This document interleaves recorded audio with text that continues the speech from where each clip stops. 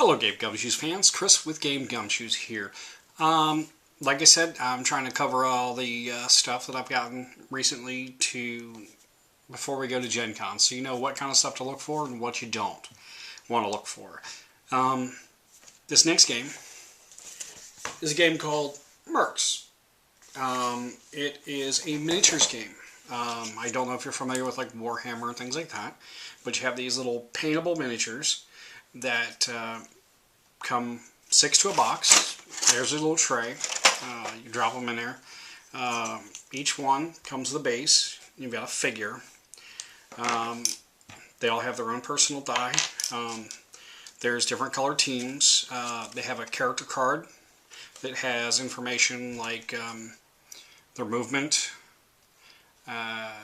their initiative modifier, their armor class, what happens if the number they need to hit to have their armor fail on them. You have how many life they have. They call it blood that you have that you can use. And here's your weapon stats right here and all other modifiers in this section. I don't know if you noticed, but there are little grooves cut out on either side. That's because, unlike a game that I really enjoyed called Pirates, this game did something smart. So what they do is your character may start off back here, or your character's here. So to move him forward, you place your card at his base and then move him and slide him in there. And that's one movement. Now this guy's got 2 movement, so he can move straight. Now if he wanted to move like a turn, he could turn, but that's one movement. And then he would go on from there, any further movements he would want to do. This is a very good idea. Now, I do have one problem with this idea, and that's that it's a stat card.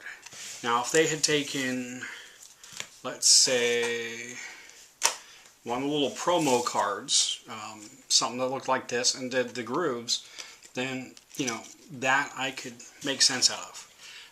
Each of the boxes of figures comes with 6 figures, although when you create an army, you're only using 5. I don't quite understand that. Oh, yeah. Each kit comes with a quick start roll, tells you how to play the game, comes with a promo thing on how to carry your weapons, and to tell you about the rule book that comes completely and totally separately. You don't need it to play the game. In fact, didn't find much use for it. It's a lot of reading, a lot of really cool pictures. It's got some scenarios in it. Buy it if you want to. I don't know that it's necessary, but hey, on Warhammer and games like that, you buy the books too. So, I mean, it's got the extensive rules. This is just quick start, so it'll show you how to play a quick game. You'll also get 2 terrain cards. You'll get the cards for all 5 of your people. Like I said, you'll get the dice. Now, I do have to stop and say, there were things I did not like about this game. Notice, I said there are quick start rules. So, this is one of their miniatures. It comes completely and totally plain. This is a mostly complete one out of the green one, out of the green set. Let's see, where's a not so complete? This is kind of what they should look like when they're done. My yellow team that I only got about that far. And the reason I only got about that far was because you paint each layer basically individually on the figures, and then after all the paint's dried, you spray on something to keep the paint on the figures.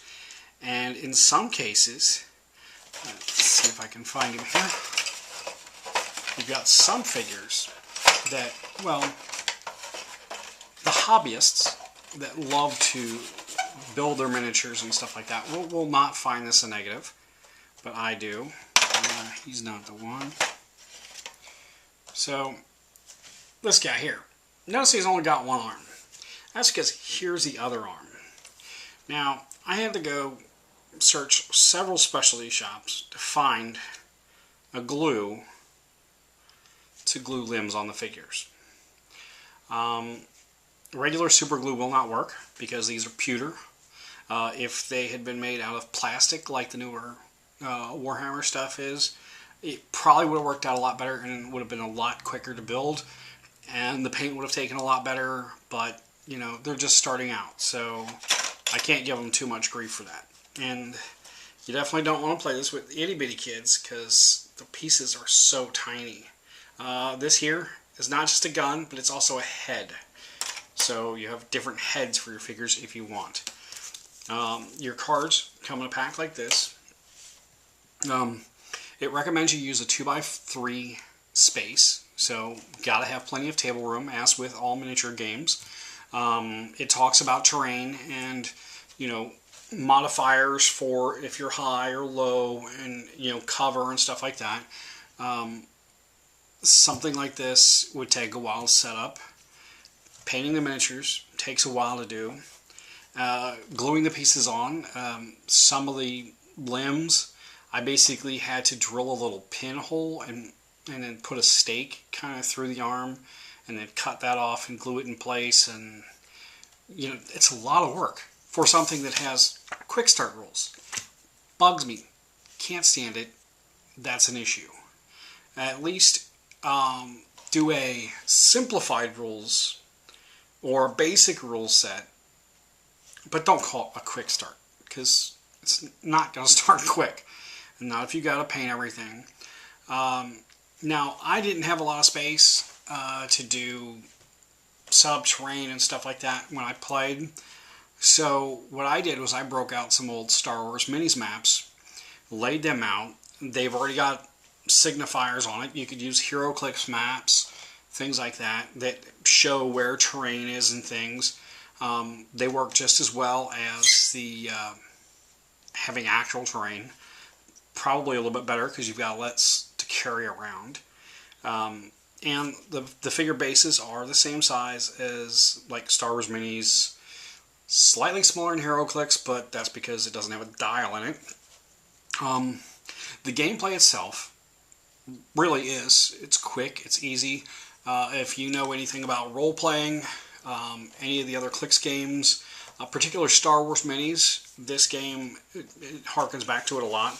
So, you know, this guy can move too, you know, easy enough. His reaction is an initiative roll. You know, for normal role players, you roll a d20 and then, you know, add whatever modifier. Well, in this case, you roll a d10 and then add your reaction bonus. And each individual figure has their own initiative. So some will have to fight at the same exact time, some fight ahead of others, that kind of thing. Easy enough. I'm going to say, for the gameplay itself, great. Quick start, bad.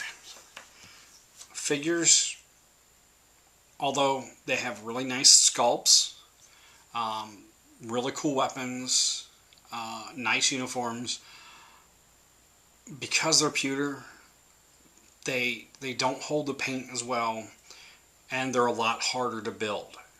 Like I said, if they'd been plastic, or even the new material that the Reaper Bones line is made out of, you could paint it on there, be done with it, and you could be playing with in, say, a half hour or so.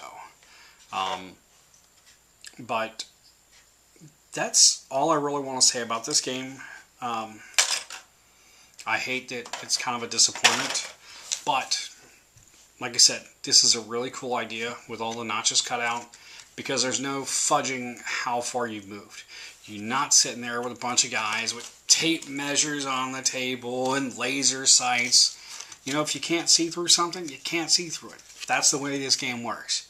So this is Mercs miniatures game. They'll probably be at Gen Con. Stop by, give them a view.